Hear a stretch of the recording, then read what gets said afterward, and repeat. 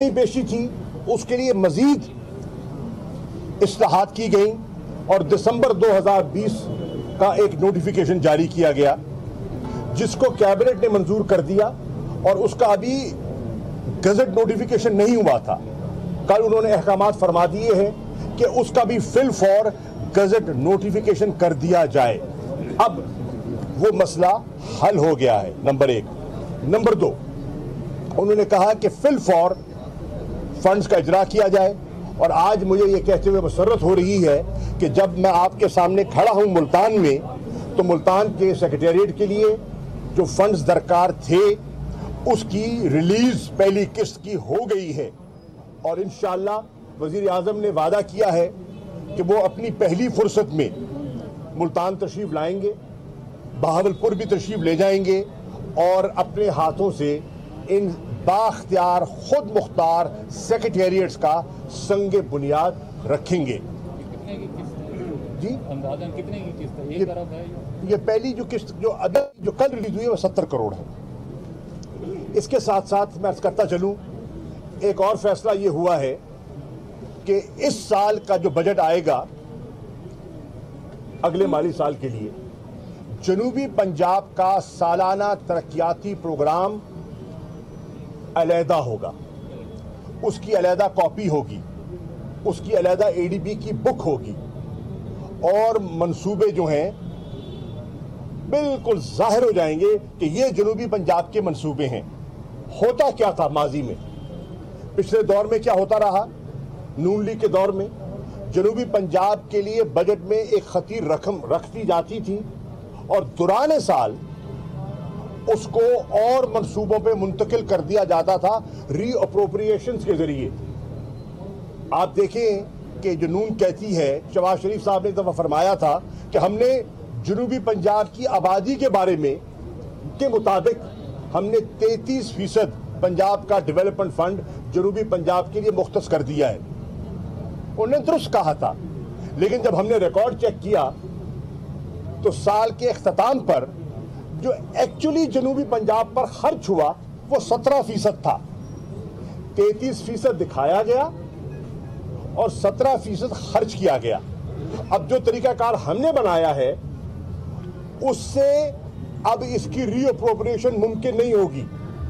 जनूबी पंजाब का पैसा जनूबी पंजाब पे ही लगेगा, जनूबी पंजाब से बाहर मुंतकिल नहीं हो सकेगा। अगर कोई स्लो मूविंग प्रोजेक्ट है जनूबी पंजाब का और पैसा मुंतकिल करना है तो जनूबी पंजाब के किसी फास्ट मूविंग प्रोजेक्ट की तरफ किया जाएगा, न कि बाहर की तरफ।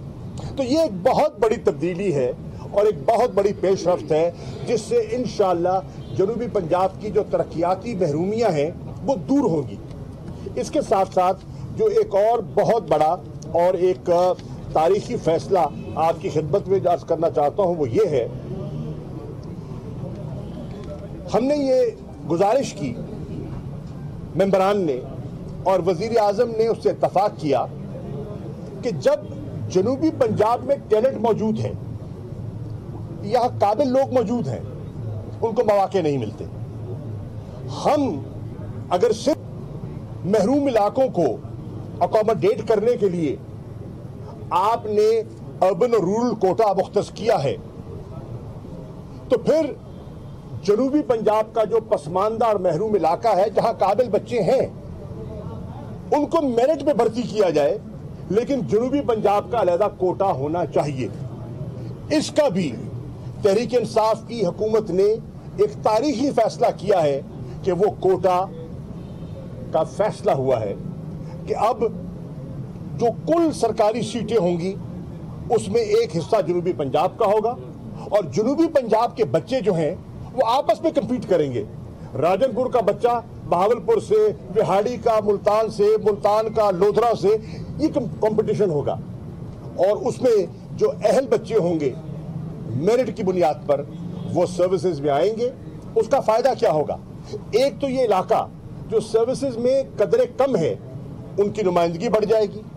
नंबर दो, हमें जो तकलीफ होती है यहाँ जब लोग आ जाते हैं वो आने के बाद या तो कोशिश करते हैं कि वो अपना तबादला यहाँ से फौरी करवाएं, 2-4 महीनों में वापस जाना चाहते हैं, या अगर नहीं भी जाना चाहते तो हफ्ते में वो 2 दिन यहाँ बैठते हैं, 2 दिन की छुट्टी होती है और 4 दिन वो अपने सदर मकाम जहां उनकी रिहाइश है लाहौर या उसके गिरदोनवा उसको तरजीह देते हैं।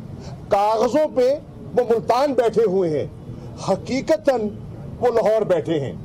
और इसी किस्म का ये इन्होंने एक मयार बना लिया था जब सेक्रेटेरिएट बनाया, अफसरात तायनात कर दिए लेकिन बैठे लाहौर में हैं। उनका फायदा क्या हुआ? फाइल अगर लाहौर जानी है उसका फायदा क्या हुआ? तो ये फैसला हुआ है कि अफसरान भी यहां बैठेंगे और फाइलें भी यहीं निपटाई जाएंगी। ये भी फैसला हुआ है कि इंशाअल्लाह वज़ीर आला पंजाब ने मुझे खुद कहा है कि अगला पंजाब की काबीना का इजलास मुल्तान में मुनक़िद किया जाएगा। इसके साथ साथ एक और फैसला हुआ है कि हमने डिवीजन की सतह पर डिविजनल कमेटियां तश्कील दे दी हैं। एक डिविजनल कमेटी होगी बहावलपुर की, एक डिविजनल कमेटी होगी डेरा गाजी खान की, एक डिविजनल कमेटी होगी मुल्तान की।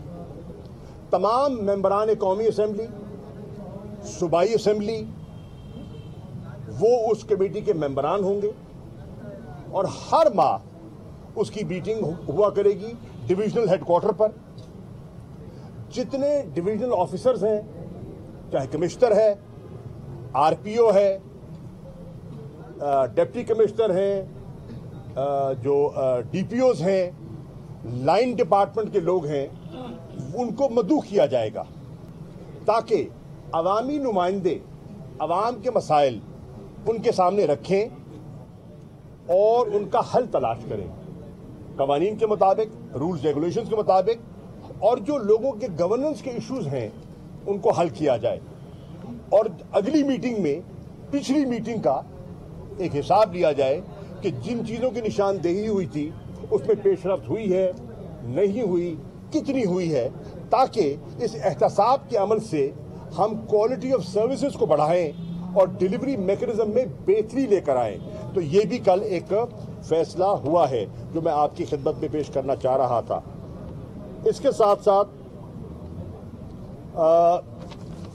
मैं अर्ज करना चाहता हूं कि अल्हम्दुलिल्लाह जो हमारा मदर एंड चाइल्ड हॉस्पिटल था गल्ला मंडी मुल्तान वलायताबाद में,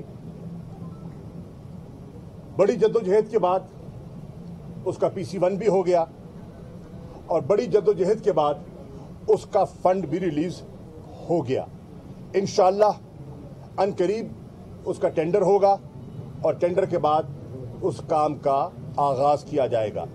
ये 200 बिस्तरों पर मुश्तमिल state of the art mother and child hospital Wilayatabad में बनाया जाएगा और इसको निश्तर हॉस्पिटल के साथ अटैच किया जाएगा। एक निश्तर हो गया आपका, निश्तर 2 आपका सामने बन रहा है और इंशाअल्लाह ये निश्तर 3 होगा।